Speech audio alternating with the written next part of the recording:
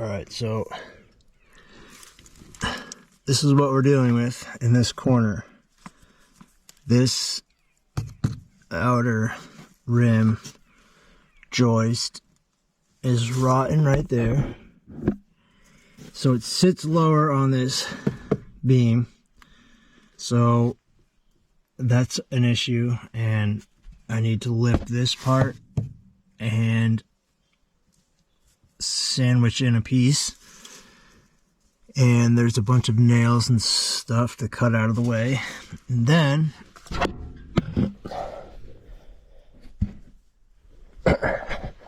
the other issue is this beam is not flush with the exterior wall framing, and I want it to be. There's a bunch of nails going through the siding that are sticking out. I'll either have to cut them off, or I think pull off this lower part of siding and pull all those. It's that bottom starter strip piece. So it's never simple when you get into these sorts of things, and I expected that. I'm used to it. I've dealt with all of these same challenges at 9 Mile, so it's just I'm really sore from rolling around and everything, getting this thing jacked up yesterday. So moving pretty slow, but progress is progress, so I'm just gonna keep going. I was charging some batteries so that I can cut the nails off underneath that back corner, so I can scab in to joists where they're rotten and they're sitting lower on the carrying beam back there. So I did some cleanup, and which is helping a lot. It looks really good, and I've been through this process before. I've seen this same result at the other cabins, Flossbogen and 9 Mile. It's just the underneath the cabin becomes a collection point for trash and glass and cans and all kinds of stuff, and I don't know why people do that. They think maybe they won't have to go under there and deal with it, but I do, and I don't enjoy it. But I'm getting it all cleaned up, and which is nice. I'm gonna have it smoothed out, probably lay down some gravel, definitely under each footer. I'll try to spread it all around under there, because I know I'm gonna have to get under there. I'm gonna have to get under there to manipulate the cabin, keep it level every once in a while. Hopefully not every year, but maybe every other or something. Just the nature of the way the foundation sits on top of the ground. It's not a big deal, so I'm just planning for that. So if I have it nice under there, I can get under there, I can work, I can insulate, I can do wiring, plumbing, whatever I need to do, and not be crawling around in this nasty situation. And I'm going to spread down Shane gave me this idea, a moisture barrier. It's like a really thick tarp. I think it's a poly type of material with maybe some fiberglass reinforcement. I'm not sure exactly, but you lay it down, and that's will help the moisture from coming from the ground and, you know, saturating underneath the cabin, and that'll just help with the longevity of it. So I'll show you. Just using the stone rake, getting rid of all this stones and organic material, and I've been taking out the big stones. I'll put them somewhere they could be useful, and then I'm just going to shovel up all this stuff, and getting it cleaned up is really helpful. Every spot that I'm pulling out an old concrete footer, I'm filling in with some stone, and then I'm going to backfill that with gravel and stuff. So that should just help even out those low spots. And, you know, there's stuff like this under there. That's petrified porcupine dung. So it's all over under there, and it's not fun to go under there crawling around in that stuff. I don't appreciate it. So I'm just getting it cleaned up. This is the corner I'm going to start with. Try to get the first post set, and I've kind of already got the gravel base, and I'm liking how that looks. Obviously I'll get more and spread it out evenly and level out the foam pad and then the footer disc. These discs replace the concrete discs, and they cost like $4 more per footer, which is not a big deal, and they're way lighter. The concrete equivalent is 125 pounds. This is like, I think it's like 1.25 pounds or something like that. And then the foam, the idea with that is it's supposed to help with the frost. I don't know if it will really do much, but it was very cheap and it can't hurt, right? So we're getting there. This is the spot. If you can see, this joist, basically you can picture behind this sheathing, is rotten here, so it's about, I'd say, 2 inches lower where it sits on the carrying beam than the rest of the joist. And the same for this one too. That one's about 1 inch lower. So I'm just trying to jack up this corner with this joist and this joist and scab in these new 2x6s. They're only rotten a little bit here, so scabbing them in and that'll work. And I've got it set up where it's doing that. The problem was, it kind of made me nervous. When I jacked this up the last time, right now it's sitting on the cribbing, the whole, it wasn't just the corner that lifted, the whole cabin lifted, which was impressive, obviously. And then none of the joists were touching the beam. So I don't want that, I just want these two. But if you can see, there's nails and stuff that I need to cut off so I have a smooth surface for that new 2x6 to scab onto.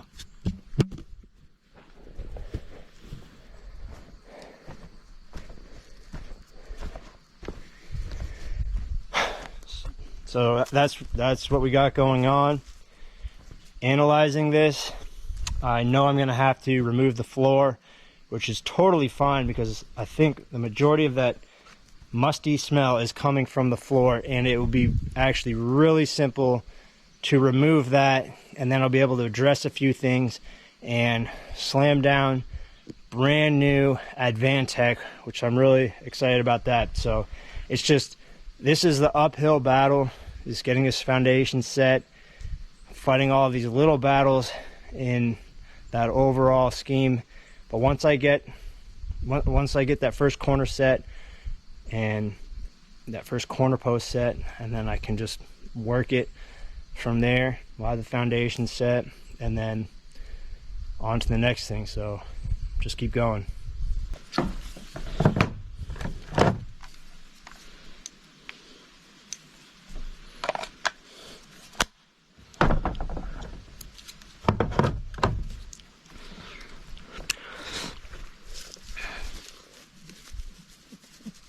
No.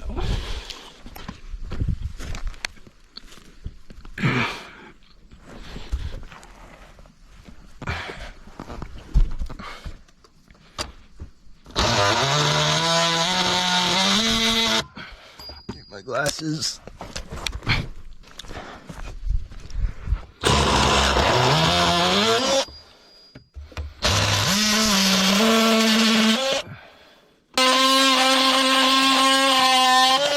Wow. Yeah, you can see this is the problem right here. So this has to come up and put in this new piece. Just getting these out of the way is the issue. I'm trying not to set the cabin on fire. This isn't the right tool. I should really have a grinder, cordless grinder.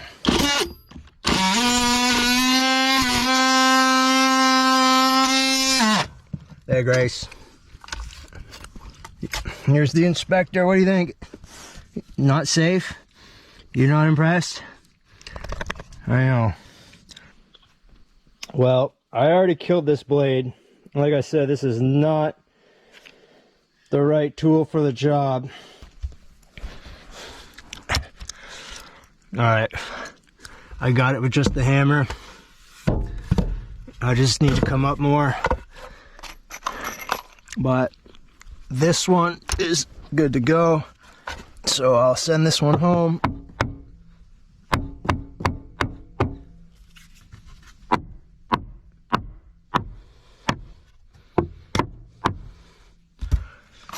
Some GRKs.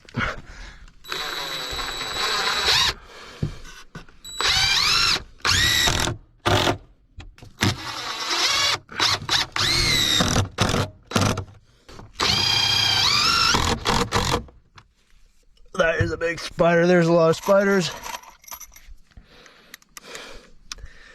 Not a big fan of the spiders.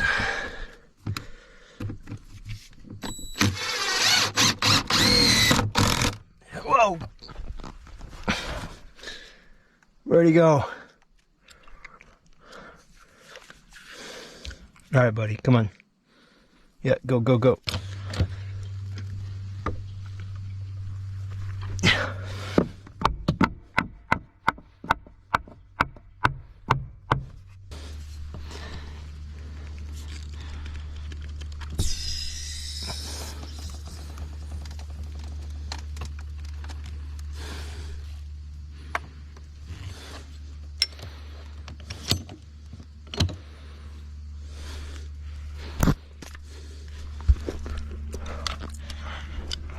Oh yeah, that's looking good. That's looking real good. Nice. 1, 2. That was a big deal. Oh yeah, Gracie, we got it. What do you think? That was a big deal, huh? That was a good job, Grace. Well, I've gotten a lot done. Really getting it cleaned up. And jacked up on cribbing. It's not level or anything yet, but it's come up quite a bit. And I have some work to do to set the footings, of course. Before I do that, I have to string and straighten the beams, get them right where I need them to be, right underneath the exterior walls, so they're bearing all that load. And I just got a huge load of scrap metal, the stove and the fridge. That was a huge pain. That was really hard to load by myself. I'm glad I got it. I'm gonna go dump that, take it easy when I get back for the rest of the day, but major milestone accomplished. I got that back corner jacked up and scabbed in those new floor joists where there was a little bit of rot, brought that back up to elevation.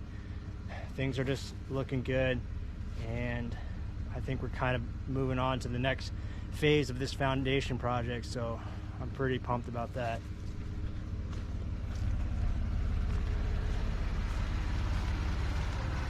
How's the AC there, Gracie girl? It's good.